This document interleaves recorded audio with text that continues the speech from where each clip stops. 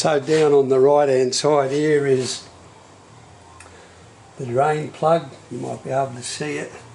I recall it being plastic. Let's see if I can get it off without breaking it.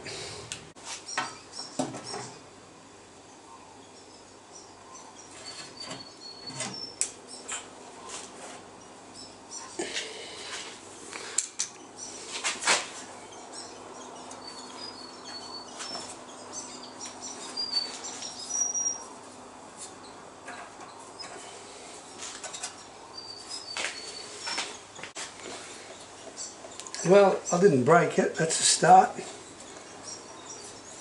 It's just that it's never been removed for about 7 years ago or something when I put this new radiator in.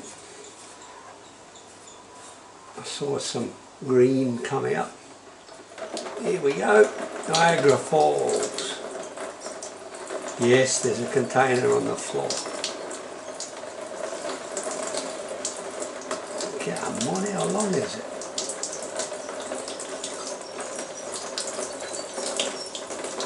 That'll do. Wow, I'm catching that all.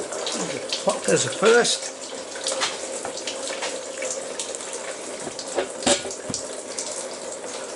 Voila. We'll come back soon.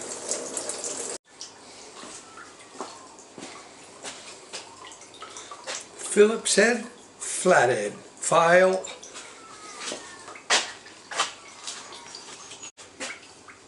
So take this top hose clamp off.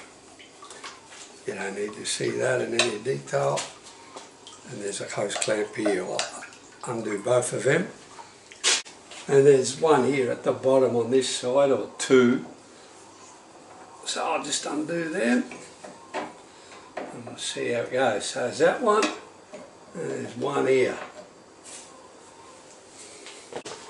And we've got this, I don't know, I'd call it a radiator support bar.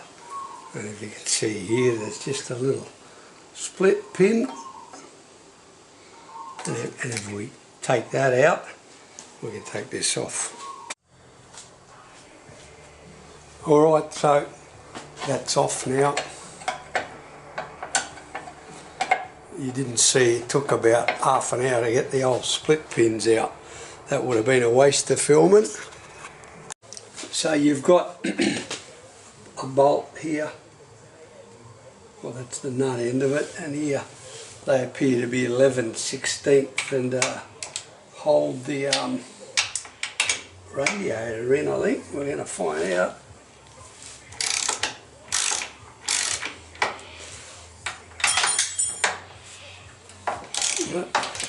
Something was easy undo for once. Alright, so there we go, we can take him off now. The top hose is loose. The bottom one might give us a bit of grief. Right, we'll get that off. So before I take it off, for my own memory, see the spacers there, or they're metal blocks. Alright, and there's one there too. So when I put it back together, it's going to be these spacers here, radiator in, and then all the nuts and washers from underneath. Well, you missed that excitement. Almost all the brackets, just about anything that could, fell in the drink down there. Anyway, it'll get a good wash in all the coolant. Alright, that's the radiator off. So as well as trying to find out why the engine won't turn over, the plan here is to update, service as many things as possible. So who knows how long since that belt's been there. You can see here it's frayed significantly. So while I'm doing all this, I'll take that off and get a new one. Now you get a better close at, I think it's called the crank nut. If I had it, I would have a crank handle that goes in there, and I can turn it by hand, although I've got a big socket that fits in there anyway and through the crank nut hole here. So while I'm here, just cleaning it all up, look at all this gump, dirt, etc. that's been there all those years. So while we're at it, see that everything's taken off, I see the fan belt's got a big fray in it here, it's almost a rip. God knows how long that's been there, 20 years or more. So I'm going to take it off and get a new one. So I'm thinking here it's just this nut and this nut here, and it'll drop, and the fan belt will be easy to get off. So I want to go, so this is 1/2 inch, so I want to go that way. Get out of it. That's a bit of hose I've kept there from up top.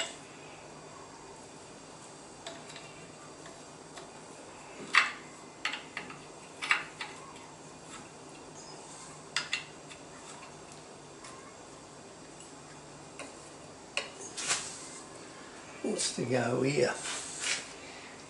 It stands to reason I'd have to go both sides maybe. That's loose. There's no movement.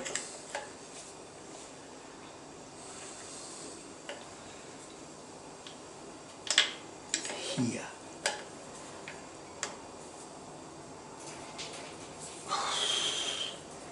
Oh, I'll need another spanner there. I'll be back. Well, I wasn't very motivated this morning, but I've made a start. Plus on the radio, I've turned it off. Some guy from the 80s is singing out, "You gotta fight for your rights to party." So all you old heads will know what that is.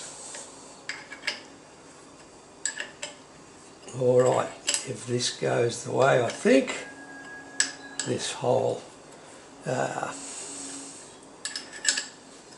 dynamo, I think this is, should drop so I can take the fan belt off. Let's try some jiggling. Yeah, down here I probably gone the wrong way about it. Let's see. Be good now here. I'm going to undo this bolt. It says on it 918 or 816. I thought, oh, is that telling me the head size? No such luck, but it appears to be 7/16. See how we go. What's on the back?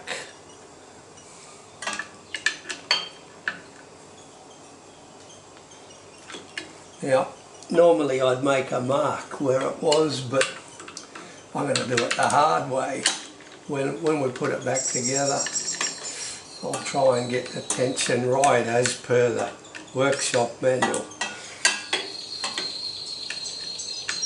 Alright, we'll undo that and we'll fast forward to taking it off. And this here tool will help, that's 1/2 inch.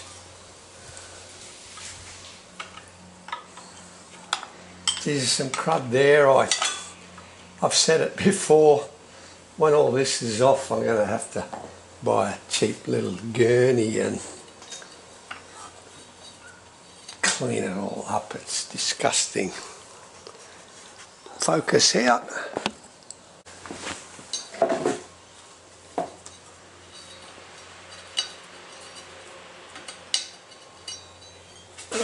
Well, we'll get you a new one there.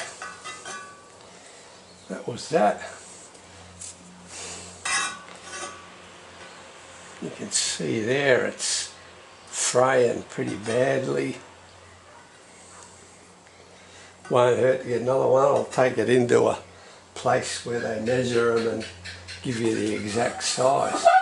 Well, that moves, but the culprit down here still can't get the engine to turn over.